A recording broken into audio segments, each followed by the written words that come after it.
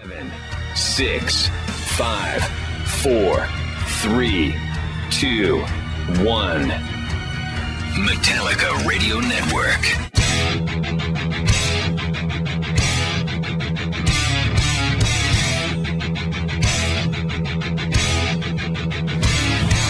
The Metallica Radio Network is on the air. Welcome to the world premiere of Metallica's Death Magnetic. With a worldwide release set for Friday, September 12th, James Hetfield, Lars Ulrich, Kirk Hammett, and Robert Trujillo are going to hang out and chat for the next hour about their new release. And now, coming to you live from Metallica HQ, here are your hosts, Dave Grohl and Taylor Hawkins. All right! Hey! Hello, everybody. Howdy. Hi. How are you? Ladies and gentlemen, my name's Dave. I'm Taylor. We're from a band called the Foo Fighters. You're probably wondering why we're here interviewing Metallica today. Why? I'll tell you, James. Because you've just made an amazing record that everyone's going to get to hear tonight. People are going to get to hear some songs off the new record. But let me just start by saying I've been a fan of your band for about 25 years now, I think, since 83, 84, around the Metal Massacre, Kill 'Em All era. Back then, I've been a hardcore, faithful fan for that long. Every time you make a record, I'm the first one to go get it, and I listen to it, and it reminds me why I keep coming back for the records. This album, you guys, this is your best album. I don't want to say it's your best album ever, but it's close. How do you feel? How do you feel?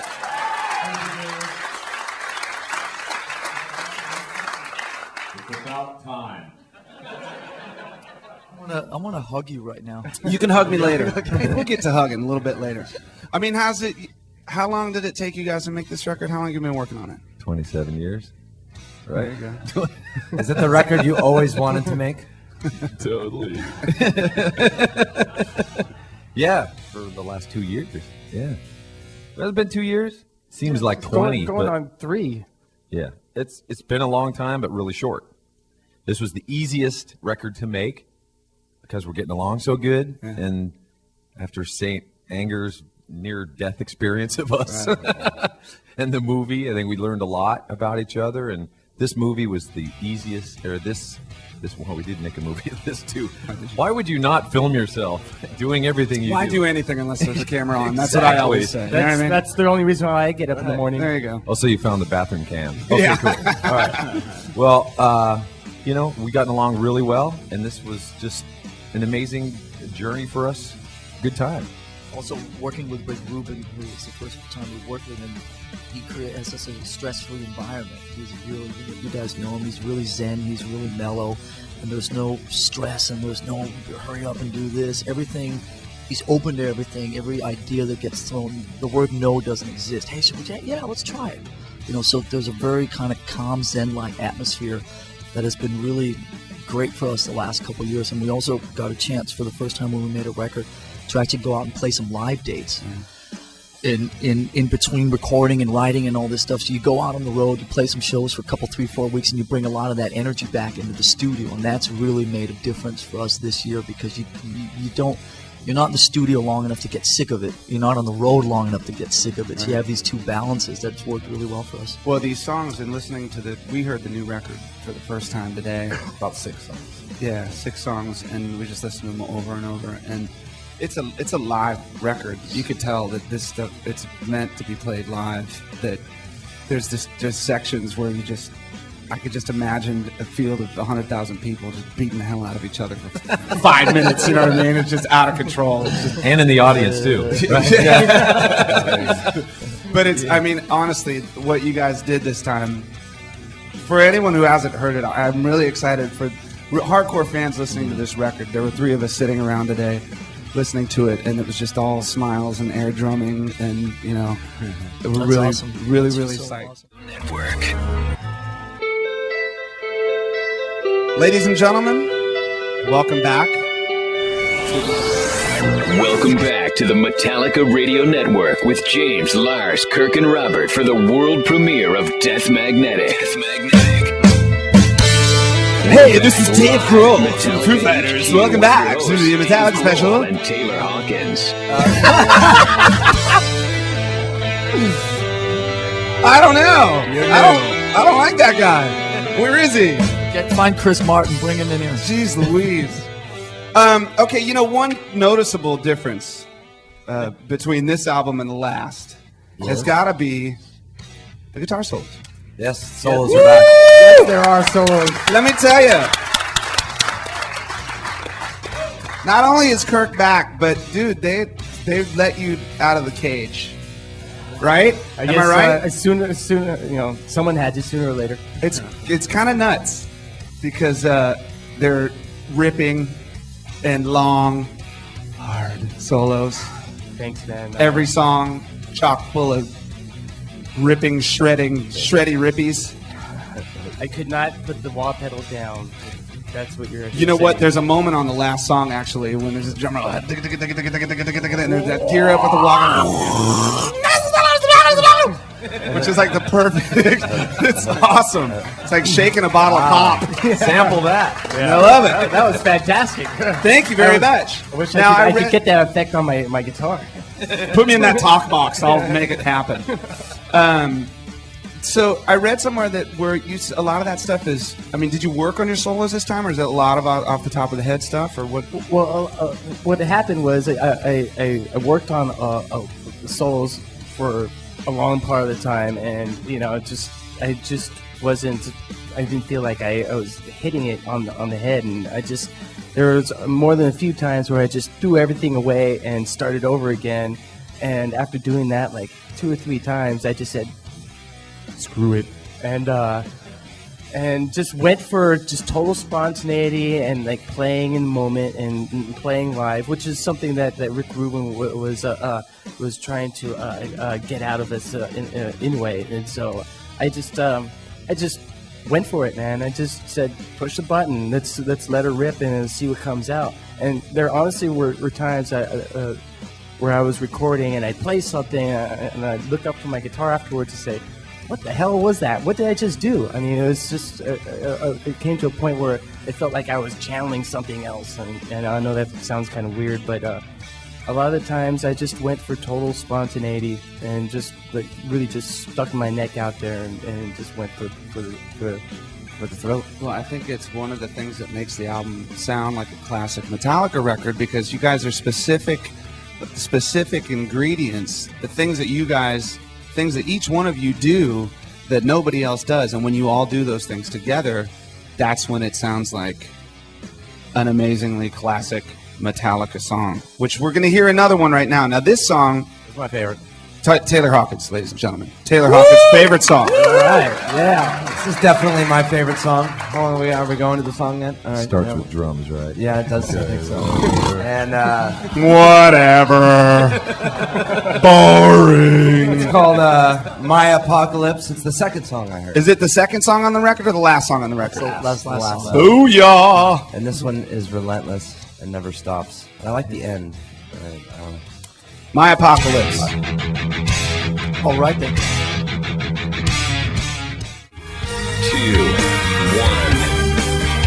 Metallica Radio Network. Go!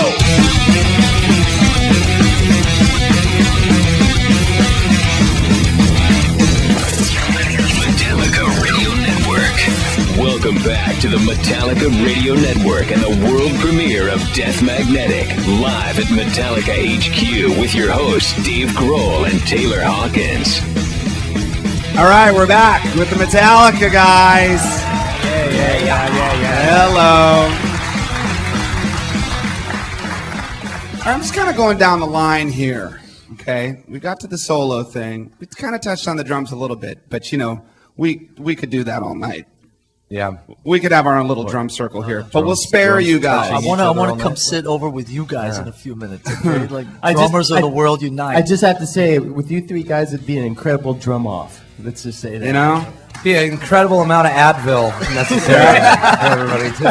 Don would be working overtime. Amazing beat off. Yeah. Nyeh. Hey! All right. Rob, how are you, my friend? I'm doing great. Thanks. You're doing good? Oh, yeah. Correct me if I'm wrong, but this is your first Metallica record? This is my first Metallica record. Yeah, it is! Yeah. Now, you're no stranger to the rock studio. You've made a lot of rock records in your life. Correct. What was it like making this record with these guys? I want to know. It was actually a lot of fun, a lot of jamming, and I was very fortunate to be sort of the middleman between Lars and James in a lot of situations. Kirk was actually spending a lot of time, he had his Slacking child. off, not here. No. Not showing up. He was representing the family. Other stuff, water skiing. And abandoned ship, Trujillo, take over. Yeah. And so anyway. Yeah, Rob filled that vacuous sort of position while my wife had not one but two children. Oh yeah. Jeez, Yeah. Wow. Not at the same time. Not at the same time. I mean, in the last 5 years, we've had, 4 children born? Wait. Yeah. Is this a 4 commune, this place? What is this? That's insane. Join Metallica and give birth. I mean, The Metallica baby factory is Wow. Spit them out. Love family, man. Come on in. It's wonderful. but it was a lot of fun. We spent a lot of time in that room right over there, jamming and working it all out. I can say that, sitting between Lars and James in there arranging a hard rock metal song is like going to the best school of songwriting you can ever imagine. Well, I that's mean, like, that was a it's question huge I had. fans. Like, That was a question I had when I was listening to a lot of the new stuff was, how do you arrange that stuff? Because the arrangements are insane. But that was also one of the great things that, one of the great suggestions that Rick Rubin actually made was getting these guys to kind of reunite with some of that energy from the old days, from the old school, and that old school of arranging. And it was a lot of fun, and just to kind of mediate at times.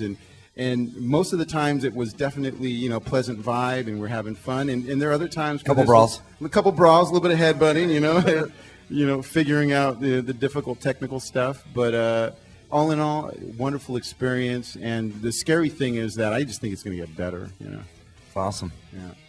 I agree, man. I mean, it's nice to hear some ripping bass on the record, too. It's nice to hear bass on the record. Somebody, I was doing some interviews in Europe last week, and some guy looked me in the eye and said, "This record's like And Justice for All with bass."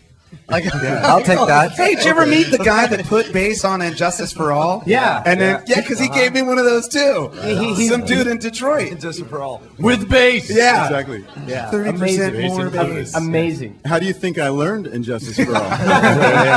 Thanks to that guy. Wait, didn't you sell me a CD for $7? Okay. All right. Another winner. Another wiener. Another face slammer. Yeah, another wiener. Another one in the bunch. Now, you know what? This break, I think, is not. I think this is a short one. Muy So poquito. I want to save the lyrical questions for the next long one because You're I'm assuming sure. I can remember them. Well, it's one of those things. All right, let's get into it then, dude. No, whatever, man. You're in charge. I mean, are you the? That's right.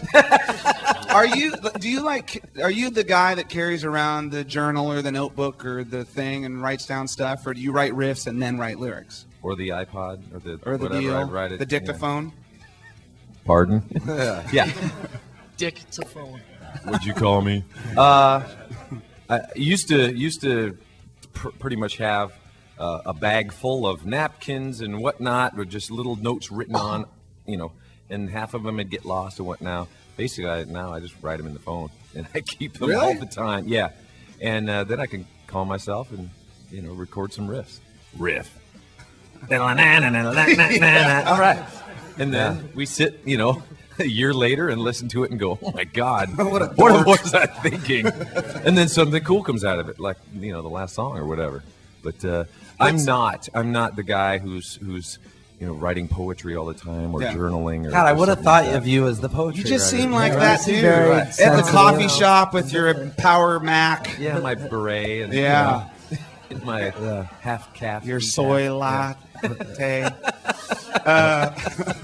Because, I mean, it's one of those things where, I mean, I know a lot has happened with you in the last 5, 6, 7 years, however long it's been. I mean, seeing that movie, we all saw the movie, you know, and that's hardcore. Like, that's a crazy thing. Oh, no. Yeah, we watched it. It sucked. Okay. No, but I mean, to see someone go through like that whole process, all of you going through that process, that's kind of nuts. And then to have to carry that over again through another album cycle, and then, you know, and then to go through a whole other record, I'm sure you have a lot of new stuff to There was a lot of fuel. figure out.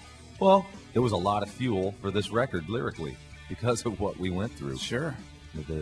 As I say, the near-death experience of Metallica, you know?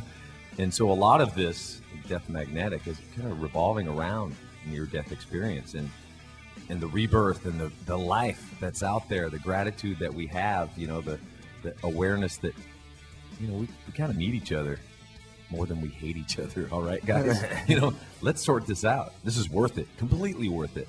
You know, we go places with the key of Metallica, and you know, writing about you know, some of the fallen warriors that have, you know, passed, Lane Staley, and you certainly know one. And it could have gone that way. You never know. So writing about, and also what really inspired me was, you know, getting together with Rick Rubin and getting to know some of the stuff he worked with, you know, Johnny Cash's stuff and the amazing stories of Johnny. There was an interview he did about his real near-death experience. He talked about, you know, the typical the tunnel, and I saw it all, and he came back for a reason, and he saw through new eyes, and just that gratitude for life. Yeah. There's something about that on this record. That's awesome.